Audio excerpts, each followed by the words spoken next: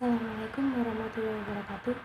Kenalkan, nama saya Ivana Latifah dari jurusan Ekonomi Syariah. Kali ini saya akan membahas sedikit tentang reproduksi bacaan. Reproduksi bacaan di sini diartikan sebagai untuk dapat menulis ilmiah yang dibutuhkan dalam kemampuan membaca dan memahami topik yang hendak dibahas dari berbagai sumber bacaan seperti artikel dalam jurnal, buku, dan tugas akhir akademik, skripsi, maupun tesis. Reproduksi bacaan ini memiliki berbagai macam.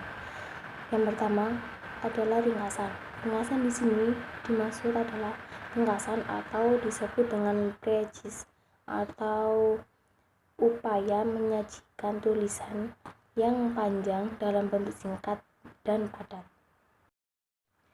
Syarat ringkasan yang baik adalah tetap mempertahan urutan pikiran, cara pendekatan penulis yang asli, tidak mengandung hal, pikiran, atau opini dari peringkas, disampaikan dengan suara asli dari penulis.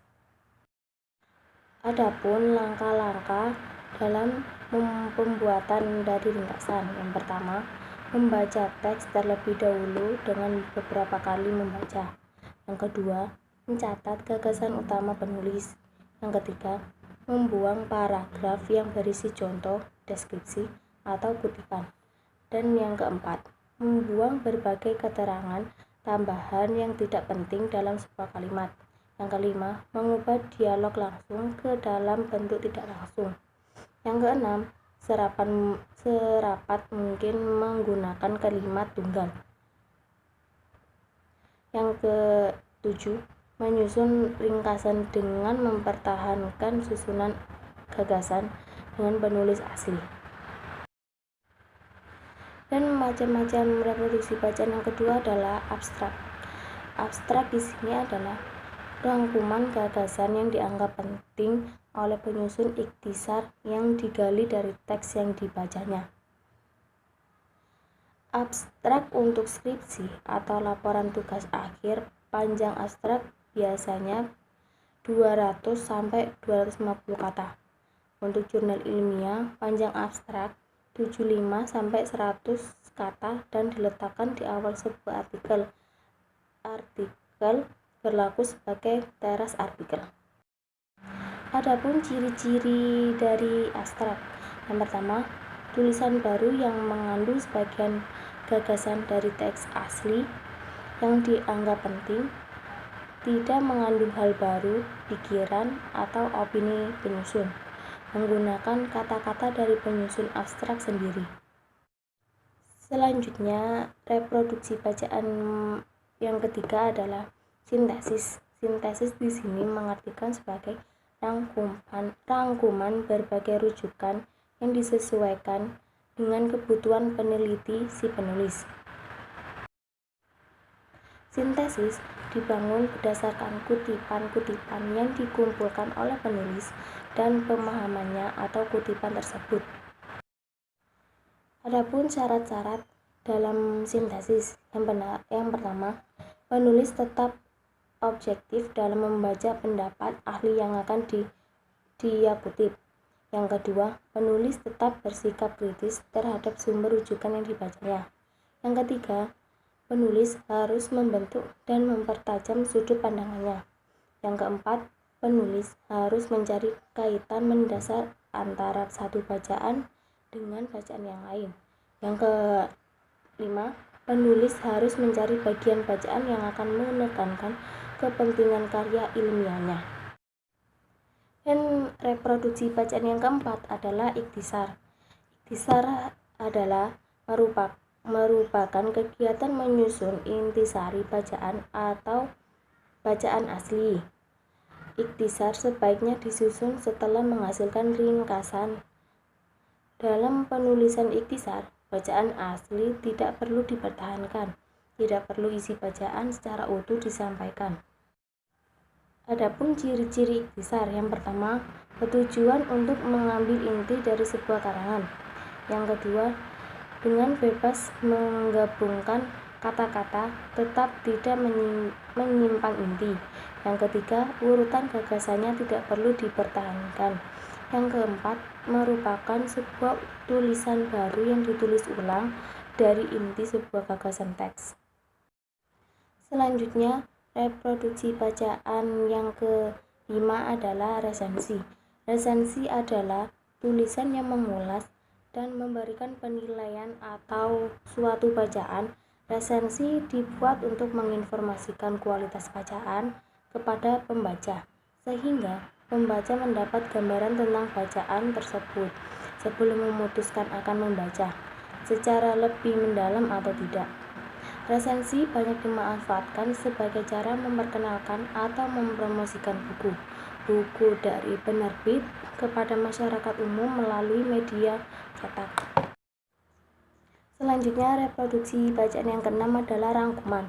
Rangkuman adalah materi sangat diperlukan ketika kamu ingin mempelajari semua materi secara menyeluruh. Rangkuman materi akan mempermudah dalam membuat peta konsep pada materi tersebut. Rangkuman secara umum adalah bentuk ringkasan yang bersifat menyeluruh, padat, dan memuat unsur utama dalam bacaan. Adapun hal-hal yang harus diperhatikan dalam menulis rangkuman. Yang pertama, rangkuman hanyalah mengungkapkan gagasan pokok atau bagian-bagian yang penting dari tulisan asli. Yang kedua, perangkum dapat menghilangkan contoh, ilustrasi, keterangan, atau penjelasan. Dan yang ketiga, panjang rangkuman tidak boleh dari sepertiga panjang naskah asli. Dan yang keempat, perangkum tidak diperbolehkan mengubah sistematika atau urutan gagasan. Dan yang terakhir, perangkum harus menjaga keseimbangan dengan apa yang dibahas penulis. Selanjutnya, reproduksi bacaan yang ketujuh adalah kesimpulan. Kesimpulan adalah bentuk ringkasan yang mengungkapkan gagasan utama dari suatu uraian atau pembicaraan dengan memberikan penekanan pada ide sentral, juga penyelesaian dari permasalahan yang diungkapkan. Di dalam kesimpulan terdapat 3 teknik dalam membuat kesimpulan.